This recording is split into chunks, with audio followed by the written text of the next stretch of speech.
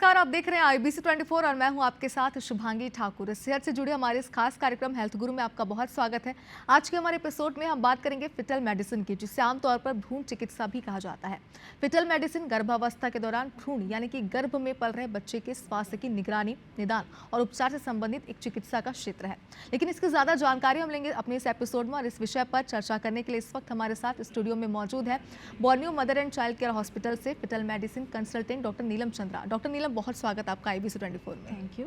नमस्कार एवरीवन, मैं डॉक्टर नीलम चंद्रा हूँ और मैं फीटल मेडिसिन स्पेशलिस्ट हूँ Borneo mother and child care hospital Pachpedi नाका में। डॉक्टर नीलम, देखिए, अगर मैं इस क्षेत्र की बात करूँ फिटल मेडिसिन की, तो काफ़ी बड़ा ये क्षेत्र है। इसके बारे में हमने काफ़ी कुछ सुना है, लेकिन एक्चुअल में ये होता क्या है, ज़रा इसके बारे में बताइए। ओके, तो फीटल मेडिसिन स्पेशलिस्ट, जिसको हम हिंदी में भ्रूण चिकित्सा विशेषज्ञ भी बोलते हैं, ये एक सब स्पेशलिटी है ऑब्स्टेटिक एंड गायनेकोलॉजिस्ट की। तो हम गायनेकोलॉजी में PG करते हैं 3 साल और उसके बाद 2 साल की एक्स्ट्रा पढ़ाई होती है, फेलोशिप होती है फीटल मेडिसिन में, और हम फीटल मेडिसिन स्पेशलिस्ट बनते हैं। तो हम करते क्या हैं, जैसे गायनेकोलॉजिस्ट 9 महीने मदर का ध्यान रखती है प्रेगनेंसी में, उसी तरह फीटल मेडिसिन स्पेशलिस्ट 9 महीने के दौरान गर्भ में जब पल रहे बच्चा है, फीटस जिसको हम कहते हैं, उसकी निगरानी करते हैं, उसके स्वास्थ्य की निगरानी करते हैं सोनोग्राफी के माध्यम से। डॉक्टर नीलम, फिटल मेडिसिन अगर कंसल्टेंट की मैं बात करूँ तो इनका रोल क्या होता है इसमें? तो जैसे गायनेकोलॉजिस्ट माँ का ध्यान रख रही है, वैसे ही जो गर्भ में पल रहा है बच्चा है, उसकी भी हेल्थ बहुत इंपॉर्टेंट होती है। तो हम समय समय पर सोनोग्राफी करके देखते हैं कि उस मंथ के हिसाब से बच्चे की ग्रोथ प्रॉपर हो रही है या नहीं, और उसमें कोई डिफेक्ट तो नहीं है। तो हम अर्ली डिटेक्शन करते हैं और टाइमली उसका रिजोल्यूशन या निदान कर सकते हैं। डॉक्टर नीलम, हमने सुना है कि जब ये ट्रीटमेंट चल रहा होता है उस दौरान कई बार स्कैन किए जाते हैं। कौन कौन से वो स्कैन होते हैं और कब कब किए जाते हैं? तो हम बहुत बार प्रेगनेंसी में स्कैन्स करते हैं। तो जो सबसे पहला स्कैन आता है वो होता है जब मदर अपनी पीरियड्स मिस करते हैं, उसके 15 डेज़ के बाद, जो कि अराउंड 6 वीक्स होता है। तो उस समय जो बच्चा होता है वो दाल के साइज़ का होता है। तो पहला जो इस स्कैन का इम्पोर्टेंस यही होता है कि बच्चा अपनी सही जगह पे बना है नहीं, यानी गर्भ के अंदर है कि नहीं, क्योंकि आपने सुना होगा एक एक्टोपिक प्रेगनेंसी नाम की चीज़ होती है जिसमें बच्चा गर्भ के अंदर ना बन के बाहर ट्यूब्स या ओवरीज में बन गया होता है। तो ये क्या होता है, मदर के लिए लाइफ थ्रेटनिंग कंडीशन होती है। अगर हम इसको अर्ली डिटेक्ट कर लेते हैं तो इसको हम मेडिसिन से ही ट्रीट कर सकते हैं। अगर लेट डिटेक्शन हुआ तो इसके लिए सर्जरी लगती है। तो अगर अर्ली डिटेक्शन किया तो मेडिसिन से इसका निदान कर सकते हैं। दूसरा चीज़ होता है कि अगर सही जगह पे बनी है तो बच्चे की हार्ट बीट आई है कि नहीं। तो ये बहुत अमेजिंग मोमेंट होता है पेरेंट्स के लिए, अपने बच्चे की हार्ट बीट को पहली बार सुनना। तीसरा होता है कि गर्भ में पल रहा बच्चा सिंगल है या मल्टीपल है, ट्विंस है, ट्रिपलेट है, क्योंकि आज IVF ट्रीटमेंट बहुत बढ़ चुका है। तो ये आजकल मल्टीपल प्रेगनेंसीज बहुत कॉमन हो गई है। अब अगर ये 6 to 8 वीक्स जो अर्ली प्रेगनेंसी स्कैन है, इस पर अगर सब कुछ सही है तो जो हमारा दूसरा स्कैन आता है वो तीसरे महीने के राउंड होता है, जो कि NT-NB स्कैन होता है। ये बहुत ही ज़्यादा इंपॉर्टेंट स्कैन होता है और इसको किसी भी प्रेग्नेंट मदर को मिस नहीं करना चाहिए। तो पहले के टाइम पे ये माना जाता था कि जो 35 के ऊपर की महिलाएं हैं वही इस स्कैन को कराएंगी, और जो कम एज की महिलाएं हैं, जो मदर हैं, उनको ये ज़रूरत नहीं है, पर ऐसा नहीं है। तो ये स्कैन सभी को कराना है। तो इस स्कैन के बहुत सारे फ़ायदे हैं। मैं पहले शुरू करती हूँ। इसको हम NT-NB स्कैन बोलते हैं। तो और इसमें हम बच्चे की नाक की हड्डी और गले के पीछे का पानी देखते हैं। और ये स्क्रीनिंग होता है बच्चे में होने वाले genetic syndrome, specially down syndrome जो आपने सुना होगा, बहुत कॉमन होता है, जो कि मंदबुद्धि बच्चे होते हैं। बिल्कुल डॉक्टर नीलम, देखिए, आपने जैसे कि बताया, हमने इतना तो समझा है कि मेडिकल साइंस ने बहुत ज़्यादा तरक्की की है, और कुछ चीज़ें आपने मिथ हमें बताया। जैसे आपने कहा कि कम उम्र की जो महिलाएं होती हैं उनकी ज़रूरत नहीं होती, बल्कि ऐसा नहीं है, इसकी ज़रूरत सभी को होती है। डॉक्टर नीलम, लेकिन एक बात ये भी कि सोनोग्राफी जो है वो कंपलसरी, हमने सुना है कि कहा जाता है कि होता ही है। तो इससे क्या बॉडी फिटनेस को कोई नुकसान होता है? बिल्कुल नहीं। तो ये एब्सोल्युटली सेफ होती है प्रेगनेंसी में। ये जो आप और मैं बातें कर रहे हैं, दीज आर साउंड वेव्स, है ना। तो यही हाई फ्रिक्वेंसी में यूज़ होती है जिससे हम बच्चे को स्कैन करते हैं, और ये रेडिएशन नहीं होती। अभी आप बोलेंगे एक्सरे अभी भी बच्चों के लिए बैन है, मतलब एक्सरे हम प्रेग्नेंट मदर में नहीं कर सकते। पर अल्ट्रासोनोग्राफी, अगर कोई हाई रिस्क प्रेगनेंसी है और उसमें हमें डेली भी सोनोग्राफी करने की ज़रूरत पड़ रही है, तो भी कोई चिंता की बात नहीं है, हम स्कैन आराम से कर सकते हैं और ये सेफ़ होती है प्रेगनेंसी में।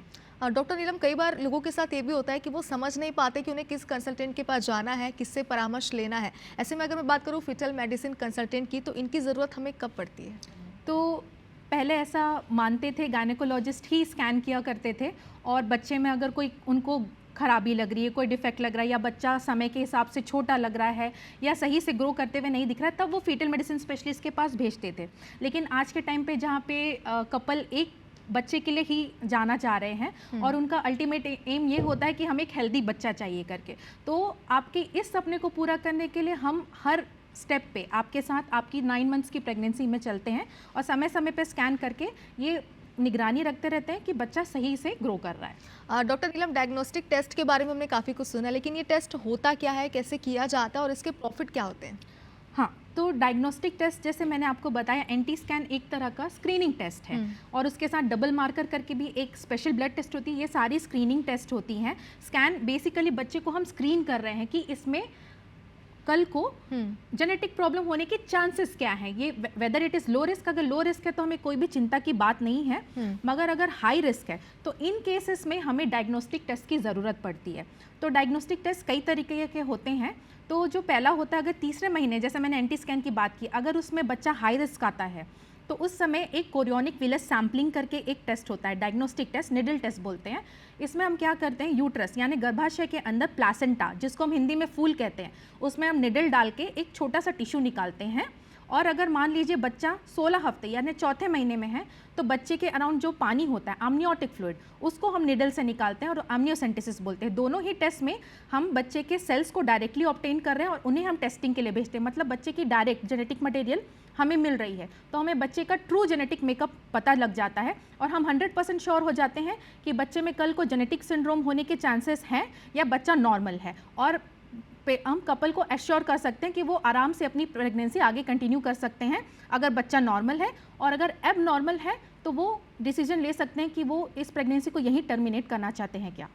डॉक्टर नीलम, इसका प्रोसेस काफ़ी लंबा होता है जैसा आपने मुझे बताया, लेकिन जांच के दौरान अगर फीटस में एबनॉर्मलिटी मिलती है तो इससे आप लोग कैसे ट्रीट करते हैं? अगर किसी प्रकार की कुछ असामान्यताएं मिलती हैं तो उसे कैसे ट्रीट किया जाता है? हाँ, तो जो आप एबनॉर्मलिटीज़ बोल रहे हैं ये दो चीज़ों में होती है। एक होती है मार्कर्स। मार्कर्स ये चीज़ें होती हैं जो फीटस में हमको दिखाई देती हैं जब हम स्कैन कर रहे होते हैं, तो ये जस्ट इंडिकेट करती है कि इस बच्चे में ज़्यादा चांसेस हैं कि इसमें कल जेनेटिक प्रॉब्लम हो सकती है। अगर ये, तो इन केसेस में हमको टेस्ट लगाना होता है और हमें पता लग जाता है, डायग्नोस्टिक टेस्ट। दूसरा होता है डिफेक्ट, कि बच्चे की बनावट में ही विकार है।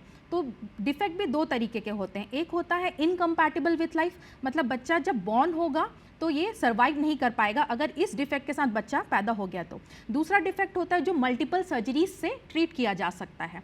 तो इसमें हम मल्टीडिसिप्लिनरी अप्रोच लेते हैं, मतलब हम सर्जन, पीडियाट्रिक सर्जन, इन सब को इन्वॉल्व करते हैं, पेरेंट्स को लेते हैं, गायनेकोलॉजिस्ट को लेते हैं, फीटल मेडिसिन को लेते हैं, और हम एक कंबाइंड अप्रोच लेते हैं कि कल को बच्चा जब पैदा होगा इसको कितनी सर्जरीज लगेंगी और ये बच्चे का आउटकम कैसा रहेगा, उसकी लाइफस्टाइल कैसे रहेगी पैदा होने के बाद, सर्जरी के बाद। डॉक्टर नीलम, डॉपलर स्कैन के बारे में हमने काफ़ी कुछ सुना, जिसे आमतौर पर डॉपलर अल्ट्रासाउंड भी कहा जाता है। ये कब किया जाता है, कैसे किया जाता है और एक्चुअल में ये होता क्या है? हाँ, तो जैसे हमने बोला कि आपकी जो मतलब पहली स्कैन हो गई, तीसरे महीने की एंटी स्कैन हो गई, एनॉमली स्कैन हो गया जिसमें हमने देख लिया कि बच्चे की बनावट में कोई भी विकार नहीं, सब कुछ सही चल रहा है। तो अब 7वें महीने से यानी 28 वीक्स ऑफ प्रेगनेंसी के अराउंड डॉपलर स्कैन चालू होते हैं। ये स्कैन इस टाइम पे इसलिए चालू किया जाता है कि 7 मंथ के अराउंड बच्चे की रिक्वायरमेंट डबल हो जाती है। तो डबल होने से क्या, मान लीजिए कल को बच्चे को 1 रोटी की ज़रूरत थी तो 7 मंथ से उसको डबल रोटी की ज़रूरत पड़ जाती है, 2 चपाती की ज़रूरत है। और इन केस मतलब मदर की बॉडी ये चीज़ सप्लाई नहीं कर पा रही है तो हम बाहर से कुछ सप्लीमेंट्स दे सकते हैं। और इस लाइक आज का टाइम है जहाँ पे हर वुमेन करियर ओरिएंटेड हैं, बहुत काम करती है, 10-10 घंटे अपनी सीट्स पे बैठे रहती हैं, इनको अपनी न्यूट्रिशन का ख्याल नहीं होता है। तो अगर माँ कमज़ोर रहेगी तो बच्चा भी ऑब्वियसली कमज़ोर ही रहेगा। तो इन समय पे कुछ चीज़ें डेवलप होती हैं, जैसे कि फीटल ग्रोथ रिस्ट्रिक्शन एक है। तो इन केसेस में हमें क्या है कि और जल्दी मॉनिटरिंग की ज़रूरत पड़ती है, क्योंकि हमारा अल्टीमेट एम ये होता है कि बच्चे को हमको 37 वीक्स टर्म डिलीवरी, अगर 37 वीक्स तक बच्चा पहुंच गया तो उसे हम टर्म बेबी मानते हैं।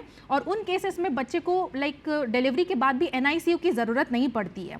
तो हमारा यही टारगेट रहता है कि बच्चा पैदा होने के बाद NICU ना जाए, क्योंकि एक दिन जो यूट्रस के अंदर, वो माँ के गर्भ के अंदर का जो स्टे है वो इक्विवेलेंट होता है 4 दिन of 4 days of NICU stay. तो हमारा टारगेट ये रहता है कि हम उनको फ्रिक्वेंटली मॉनिटर करके, और जब भी हमें ऐसा लगता है कि अब बच्चे को गर्भ के अंदर रखना सही नहीं है, इससे उसको नुकसान ही होगा, हम उस टाइम पे गायनेकोलॉजिस्ट को इन्फॉर्म करते हैं और डिलीवरी का प्लान कर सकते हैं। डॉक्टर नीलम, किन प्रेग्नेंट वुमेन्स को मेडिसिन स्पेशलिस्ट की ज़रूरत पड़ती है और इसी टाइम पे स्कैन करने की ज़रूरत होती है? तो जो स्पेशल केसेस हैं जिनको ज़रूर से फीटल मेडिसिन का राय लेनी चाहिए, उसमें यह है कि जो मदर जिनके पहले प्रेगनेंसी में कोई प्रॉब्लम रही हो या पहले बच्चे में कोई जेनेटिक डिफेक्ट रहा हो, या जो मदर्स हैं जो मेडिकल इलनेस से सफ़र कर रही हैं, लाइक उनको हाइपरटेंशन है, डायबिटीज़ है, एपिलेप्सी हो गया, तो इन सब में जो मेडिकेशंस चलती हैं वो होती हैं काफ़ी टेरेटोजेनिक होती है, जो कि फीटल डिफेक्ट करा सकती हैं। तो इन केसेस में बच्चे को कंसीव करने प्लान करने के पहले ही मतलब इनको होना चाहिए कि फीटल मेडिसिन से मिले और ये सेफ़ मेडिसिन में शिफ्ट हो जाए। और दूसरा हो गया, इन केस इन मदर्स ने कंसीव कर लिया है तो हम स्कैन के द्वारा अर्ली डिटेक्शन कर सकते हैं, जो प्रॉब्लम पहले बच्चे में है वो कहीं इस बच्चे में भी तो रिपीट नहीं हो रही है, और हम टाइमली इंटरवेंशन कर सकते हैं।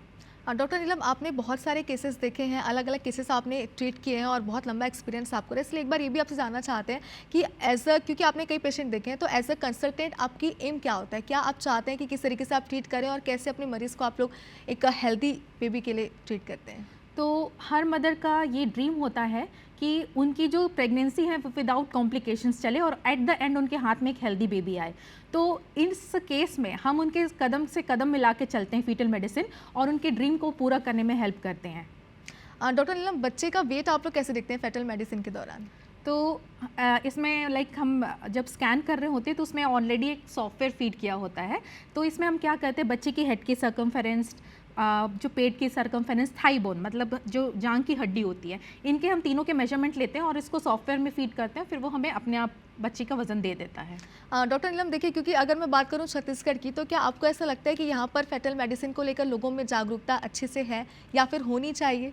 अभी धीरे धीरे, क्योंकि फीटल मेडिसिन एक न्यू ब्रांच ही है, इसे आए हुए ज़्यादा टाइम नहीं हुआ है, मतलब मैं बोल सकती हूँ 11 से 12 साल ही हुए हैं, और अभी भी हमारे रायपुर में ज़्यादा लोग इस ब्रांच के हैं नहीं, फीटल मेडिसिन स्पेशलिस्ट, और लोगों में जागरूकता भी नहीं है। पर धीरे धीरे ये गायनेकोलॉजिस्ट के थ्रू ही ये जागरूकता फैल रही है कि अपनी प्रेगनेंसी के लिए, कि स्कैन्स के लिए, वो स्पेशली एंटी एनोमली के लिए तो फीटल मेडिसिन के पास ही जाएं। डॉक्टर नीलम, देखिए, इस वक्त आप हमारे साथ मौजूद हैं, हमारे कई सारे दर्शक हमारे साथ इस वक्त जुड़े हैं, ज़रा उन्हें बताइए कि इनकी इंपॉर्टेंस क्या है फीटल मेडिसिन की। तो हमारे छत्तीसगढ़ वासियों के लिए एक स्पेशल मैसेज है मेरा, कि जो हमारा छत्तीसगढ़ बेल्ट है, यहाँ पे क्या क्षत्रिय, कुर्मी, साहू और इन सब लोगों में ये सिकल सेल और थैलेसीमिया की जो डिजीज़ है ये बहुत कॉमन है। मतलब बहुत सारे लोग, मतलब बोलना चाहिए, अगर 3% मैं बोलूँ तो उसमें से एक कैरियर निकलेगा। तो जो एक टेस्ट होता है, HB इलेक्ट्रोफोरेसिस टेस्ट होती है, गायनेकोलॉजिस्ट जब प्रेग्नेंट महिला में कराया जाता है तो उन्हें पता ही नहीं होता है करके, और उन्हें पता चलता है कि ये तो हम तो कैरियर है करके। अब दूसरा होता है कि हम स्पाउस को यानी हस्बैंड को भी टेस्ट करते हैं, अब वो भी कैरियर निकल जाता है। तो इन केसेस में क्या होता है, 25% रिस्क होता है कि बच्चे में मेजर डिजीज़ हो सकता है। मेजर डिजीज़ मतलब ऐसा हो सकता है कि हर महीने बच्चे को बॉर्न होने के बाद ब्लड चढ़ाना पड़े, ब्लड ट्रांसफ्यूजन्स की ज़रूरत। तो इन 25% केसेस में हमारा रोल आता है। हम जब बच्चा गर्भ में ही है, निडल टेस्ट के द्वारा बोलना चाहिए, जब वो जो कोरियोनिक विलर सैम्पलिंग है उसके थ्रू हम पहले ही 3 महीने में ही पता लगा सकते हैं कि कल को बच्चा ऐसा होने वाला तो नहीं है, और पेरेंट्स फिर डिसीजन ले सकते हैं कि उनको ये बच्चा कंटिन्यू करना है, प्रेगनेंसी कंटिन्यू करनी है या यहीं पे ख़त्म करनी है। डॉक्टर नीलम, कई बार ये होता है कि प्रेगनेंसी के दौरान बहुत सारे चैलेंजेस रहते हैं, बहुत सारे कॉम्प्लिकेशंस रहते हैं। इस दौरान फीटल मेडिसिन की क्या भूमिका होती है, कि इस दौरान कितनी इंपॉर्टेंस होती है और कैसे ये काम करता है? हाँ, तो जैसे हम मान लीजिए कि मेरे पास आते हैं पेशेंट्स बाहर से स्कैन करा के कि एंटी स्कैन हुआ और उसमें ये बताया गया, एंटी स्कैन डबल मार्कर, कि बच्चा हाई रिस्क आया हुआ है, तो अब क्या करना है इनमें, इनकी क्वेश्चन ये रहते हैं। तो इन जगहों पे हम डायग्नोस्टिक टेस्ट, हम क्या हेल्प करते हैं इनकी, कि हम इनको 100% बता के देते हैं कि निडल टेस्ट के द्वारा हम बच्चे को टेस्ट कर लेते हैं, प्लेसेंटा से छोटा सा टिश्यू निकाल के, और हम बता देते हैं कि हाँ ये बच्चा एक्चुअली में अफेक्टेड है या नॉर्मल रहेगा। तो इन केसेस में हम इंपॉर्टेंट रोल निभाते हैं। और जैसे मैंने सिकल सेल का बताया, इन केसेस में भी हमारा है बहुत इंपॉर्टेंट रोल है। और तीसरा चीज़ हो गया, कभी कभी जैसे आते हैं कि डायबिटिक महिला है या फिर हाइपरटेंशन है, तो इन केसेस में क्या होता है, बच्चे को बहुत सारे ग्रोथ रेस्ट्रिक्शन और क्या बोलते हैं, हार्ट डिफेक्ट्स, ये सब होने के चांसेस रहते हैं। तो हम स्पेशलाइज टेस्ट भी करते हैं अराउंड 24 वीक्स ऑफ प्रेगनेंसी, कि 5वें महीने के अराउंड अगर लोग मुझसे पूछते हैं कि बच्चा कितना बड़ा होता है, तो लाइक आपके एक पाम का साइज़ का होता है बच्चा, और उसके अंदर दिल आप बोलेंगे तो एक बादाम के साइज़ का। तो इस जो फीटल एको होता है वो बच्चे के हार्ट का स्पेसिफिक स्कैन होता है, स्पेशली डायबिटिक महिलाओं के लिए, या जिनके बच्चे पहले से ही जिनके बच्चों में हार्ट डिफेक्ट्स था, तो ये स्कैन बहुत इंपॉर्टेंट स्कैन होता है। ये फीटल मेडिसिन यहाँ पे स्पेशल रोल निभाते हैं इन जगहों पे, कि हम आपको एश्योर कर देते हैं कि हाँ आपके पहले बच्चे में भले ही हार्ट डिफेक्ट रहा हो, इस बच्चे में नहीं है। कितनी ज़्यादा इसकी इंपॉर्टेंस है, मुझे लग रहा है आपसे बात करके हमें समझ आ रहा है। डॉक्टर नीलम, लेकिन हम देखें कि इस पूरे फील्ड की अगर हम बात करें तो काफ़ी ये सेंसिटिव फील्ड है, बहुत सारे लॉ हैं इसके लिए, बहुत सारे कानून बनाए गए हैं। ऐसे में एज अ कंसल्टेंट आप कैसे ट्रीट करते हैं, किन किन चीज़ों से आप लोगों को भी बचना होता है, आपको किन किन कानूनों का पालन इसमें करना पड़ता है? तो ये सोनोग्राफी के लिए इंडिया में जो रूल है, क्योंकि यहाँ पे जो बोलना चाहिए फीमेल फीटिसाइड बहुत ज़्यादा है ना, तो पीसीपीएनडीटी नाम की एक लॉ है जो इंडिया में है। तो इसमें हम जब पेशेंट्स आते हैं तो एक एफ फॉर्म करके एक पेपर होता है जिसमें हमने साइन लेना होता है, और उसमें ये लिखा गया होता है कि पेरेंट्स ये डिक्लेरेशन देते हैं कि हम अपने बच्चे का लिंग नहीं जानना चाहते हैं। तो ये बहुत इंपॉर्टेंट होता है और इसके बहुत सारे डॉक्यूमेंटेशंस होते हैं हमें उन मतलब कि, और ये चीज़ें हमें हर महीने आपकी सीएचएमओ ऑफिस में जमा करनी होती है।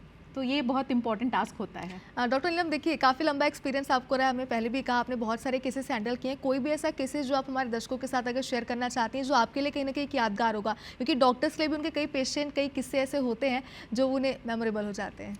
हाँ, तो लाइक मेरे पास एक केस आया था, तो उन्होंने ऑलरेडी स्कैन्स कराए हुए थे। तो उसमें ये था कि बच्चे का ब्लैडर नहीं दिखाई दे रहा था।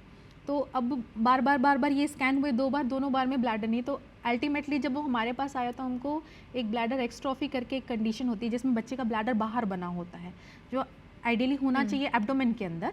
तो वो हमने देखा और उन्होंने फिर डिसीजन लिया कि ये बच्चा वो कंटिन्यू नहीं करना चाहते हैं। तो वो काफ़ी खुश थे कि मैम हमको टाइम पे पता चल गया, अराउंड वो 4 महीने का ही बच्चा था। तो वो ये चीज़ थी कि वो काफ़ी मतलब कि बोलना चाहिए दुख तो था उनको कि भाई हमें ये बच्चा टर्मिनेट करना पड़ रहा है, पर फिर भी कि ये बच्चा अगर बॉर्न हो तो सर्जरीज वो सब वो नहीं कराना चाहते। दो ट्रीटेबल है, बट ये पेरेंट्स की चॉइस होती है कि वो आगे मतलब ये बच्चे को सर्जरी करा पाएंगे या नहीं करा पाएंगे, ये सब डिसीजन उनका होता है। तो वो उनकी उसके अकॉर्डिंग हमने मतलब सही किया था कि उस समय पे बता दिया और उन्होंने टाइमली डिसीजन ले लिया। बिल्कुल। डॉक्टर नीलम, देखिए आपने पहले भी जेनेटिक एडवाइस को लेकर के बहुत सारी बातें हमसे की है, ऐसे में कितनी इंपॉर्टेंस है फिटल मेडिसिन में ये? तो जैसे जेनेटिक्स के लिए मैंने बोला कि पहले कभी कभी क्या होता है, आनुवांशिक क्या होता है, मदर फादर कुछ चीज़ों के कैरियर होते हैं, उन्होंने आते हैं कपल हमारे पास कि हमारा पहला बच्चा भी डिफेक्टिव है, दूसरा बच्चा भी डिफेक्टिव है। तो इन केसेस में हम क्या करते हैं कि अगर उन्होंने तीसरी प्रेगनेंसी प्लान करनी है तो हम पहले ही कपल को टेस्ट करते हैं और जो बच्चा अफेक्टेड है उसको टेस्ट करते हैं। तो उन केसेस में क्या होता है, हमको ऑलरेडी पता चल जाता है कि किस जीन्स की वजह से ये बच्चों में बार बार खराबी आ रही है। तो हम क्या करते हैं, वो पर्टिकुलर जीन को हम जो अगर प्रेगनेंसी आती है तीसरी प्रेगनेंसी, उसमें ये टेस्ट लगा सकते हैं और हम पता कर सकते हैं कल को ये बच्चा अफेक्टेड होगा कि नहीं। और जैसे सिकल सेल के बारे में हमने पता कर लिया और बस ऐसे ही टेस्ट लगाते हैं। डॉक्टर नीलम, अब तक आपने एज अ कंसल्टेंट बहुत सारी बातें हमसे की है, लेकिन अगर मैं पेरेंट्स की नज़र से देखना चाहूँ तो फिटल मेडिसिन में पेरेंट्स को मेंटली किन किन चीज़ों के लिए प्रिपेयर रहना चाहिए? तो पहला जो चीज़ होता है कि मतलब हमारा जो एंटी स्कैन होता है, इसमें कभी कभी क्या होता है, स्कैन में सब कुछ सही चल रहा होता है, पर एक स्पेशल जो टेस्ट होती है ब्लड टेस्ट, डबल मार्कर या NIPT, ये होता है, ये भी मतलब एक्यूरेसी होती है इनकी, NIPT स्पेशली 99%। ये भी जो होती है ये स्क्रीनिंग टेस्ट होती हैं और इनमें हाई रिस्क या लो रिस्क में कैटेगराइज करता है ये फीटस को। तो जो केस होते हैं अगर कहीं पे हाई रिस्क आया तो उनको रेडी रहना पड़ता है कि अगर हाई रिस्क आया तो हमें ये बच्चे को निडल में टेस्ट करना पड़ता है। हर पेरेंट रेडी नहीं होते हैं कि वो गर्भ में निडल डलवा के टेस्ट कराने के लिए, उनको काफ़ी हमको काउंसिल करना पड़ता है। तो ये केसेस हमारे लिए थोड़े से चैलेंजिंग होते हैं, पर फिर भी क्या होता है कि हम उनको ये समझाते हैं कि भाई इसके बाद जो रिजल्ट आएंगे वो 100% रहेंगे और एट द एंड यही रहता है कि हमें हमारे जो हाथ में चाहिए वो हेल्दी बच्चा चाहिए। और दूसरा, आज के जैसे मैंने आपको बताया था, IVF ट्रीटमेंट काफ़ी बढ़ चुका है, तो मल्टीपल प्रेगनेंसीज बहुत कॉमन हो गई है। तो मल्टीपल प्रेगनेंसी को मैनेज करने के लिए फीटल मेडिसिन बहुत इंपॉर्टेंट है, क्योंकि जो स्कैन्स होते हैं वो काफ़ी स्पेशलाइज्ड होते हैं। तीसरा, मल्टीपल प्रेगनेंसी में कभी कभी हमने देखा ट्रिपलेट या क्वाड्रुप्लेट होते हैं, मतलब गर्भ के अंदर 3 बच्चे हैं या 4 बच्चे हैं। तो इन केसेस में क्या होता है कि प्रेगनेंसी ज़्यादा दूर तक जा नहीं पाएगी। तो इन केसेस में हम निडल डाल के और एक मेडिसिन आती है KCL डाल के हम बच्चे को रिड्यूस करते हैं, यानी गर्भ के अंदर हमें कुछ बच्चों को रिड्यूस करना पड़ता है तो बाकी जो बच्चे हैं उनको जगह मिले और प्रेगनेंसी आगे तक बढ़े। तो ये चीज़ भी हम करते हैं। तीसरी एक और इम्पॉर्टेंट चीज़ मैं बताऊंगी कि जैसे कोई मदर होती है जिनमें RH इनकम्पैटिबिलिटी, RH आइसोइम्यूनाइजेशन करके एक कंडीशन होती है जिसमें माँ का ब्लड ग्रुप नेगेटिव होता है, फादर का ब्लड ग्रुप पॉजिटिव होता है। तो इन केसेस में क्या होती है, ब्लड मिक्सिंग के कारण मदर के शरीर में बहुत सारी एंटीबॉडीज़ बन गई होती है और इन केस वो वापस से पॉजिटिव ब्लड ग्रुप का बच्चा कंसीव करती हैं तो ये एंटीबॉडीज़ उस बच्चे की पूरी जो शरीर की जो आरबीसीज हैं ब्लड को डिस्ट्रॉय कर देता है, और बच्चा जब गर्भ में है तभी उसको अनीमिया हो जाता है। तो इन केसेस को भी हम डायग्नोस कर सकते हैं, और अगर चाहिए कि हमें बच्चे को थोड़ा आगे तक पहुंचाना है कि हम सेफली डिलीवर कर सके बच्चे को, तो हम जब गर्भ के अंदर है तभी हम ब्लड भी ट्रांसफ्यूज़ कर सकते हैं बाहर से। बहुत सारे चैलेंजेस मुझे लगता है इसमें होते हैं, लेकिन एक बात और डॉक्टर नीलम आपसे ये भी जानना चाहते हैं हम आपसे, फिटल मेडिसिन में क्या क्या सावधानियाँ आप लोगों को बरतनी होती है एज अ कंसल्टेंट? तो यही सावधानियां हैं कि जैसे मैंने बोला आपको, पीसीपीएनडीटी लॉ बहुत स्ट्रिक्ट है, तो इसके लिए हमें जो डॉक्यूमेंटेशंस मेंटेन करनी है। कभी कभी ये भी होता है कि कोई डिफेक्ट निकलता है, तो मतलब यहाँ पे मतलब हम 100% एश्योरिटी तो पेशेंट को नहीं दे सकते हैं, लेकिन पॉजिटिव चीज़ों को एक्सपेंड की बहुत ज़्यादा काउंसिल करना पड़ता है कभी कभी कुछ चीज़ों के लिए कि हाँ ये चीज़ ट्रीटेबल है, पेरेंट्स को कंटिन्यू करने के लिए प्रेगनेंसी, कि आपका बच्चा एक सर्जरी से ठीक हो सकता है। तो इस चीज़ के लिए हमें बहुत उनको काउंसिल करना पड़ता है, और हमें बताना पड़ता है कि आप टर्मिनेट मत कीजिए, ये एक सर्जरी से ठीक हो सकता है, क्योंकि हर लाइफ प्रीशियस है और हर फीटस डिजर्व करता है मतलब एक पैदा होने का चांस। हाँ डॉक्टर नीलम, देखिए आपने जैसे कि बताया, मुझे लगता है कि एक बड़ा चैलेंज ये भी है, क्योंकि आमतौर पर होता ही होगा कि पेरेंट्स को इस बारे में ज़्यादा जानकारी नहीं होती होगी, उन्हें टेक्निकली समझाना कि आप लोग करना क्या चाह रहे हैं और इससे आगे क्या फ़ायदा होगा, ये सबसे बड़ा टास्क है मुझे लगता है। डॉक्टर नीलम, ऐसे बहुत सारी बातें मैं आपसे करना चाहते हैं, लेकिन समय थोड़ा सा कम है, इसलिए एक आखिरी सवाल मैं आपसे लेती हूँ। फिटल मेडिसिन को लेकर आप दर्शकों को क्या कहना चाहेंगे? तो मैं आज का टाइम जहाँ पे जो कपल हैं वो एक बच्चे के लिए प्लान करें और उनका ड्रीम होता है कि एक हेल्दी बच्चा तो हमारे पास होना चाहिए, तो प्लीज़ अगर आप प्रेग्नेंट हैं, एक्सपेक्टिंग मदर हैं और आप अपने हेल्दी आउटकम चाहती हैं, अपनी प्रेगनेंसी को स्मूथली जानना चाहती हैं, तो अपने आसपास के फीटल मेडिसिन स्पेशलिस्ट से ज़रूर सलाह लेना, और आपके ड्रीम्स को पूरा करने में एक फीटल मेडिसिन आपकी काफ़ी हेल्प कर सकता है। तो प्लीज़ ज़रूर से उनसे मिलिए, आपके आसपास के फीटल मेडिसिन स्पेशलिस्ट से। बिल्कुल डॉक्टर नीलम, मुझे लगता है कि हमारा एपिसोड बहुत ही ज़्यादा अच्छा उनके लिए भी है जिनको इस बारे में ज़्यादा जानकारी नहीं है, नॉलेज नहीं है, क्योंकि मुझे लगता है जागरूकता सभी को होनी चाहिए, ताकि अगर कोई भी कॉम्प्लिकेशंस आते हैं प्रेगनेंसी के दौरान तो वो चीज़ को डील कर पाएँ। बहुत शुक्रिया डॉक्टर नीलम हमसे बातचीत करने के लिए। Thank you. और इसी के साथ हमारी खास पेशकश में फिलहाल इतना ही, लेकिन लगातार खबरों से अपडेट रहने के लिए आप देखते रहिए IBC 24। नमस्कार।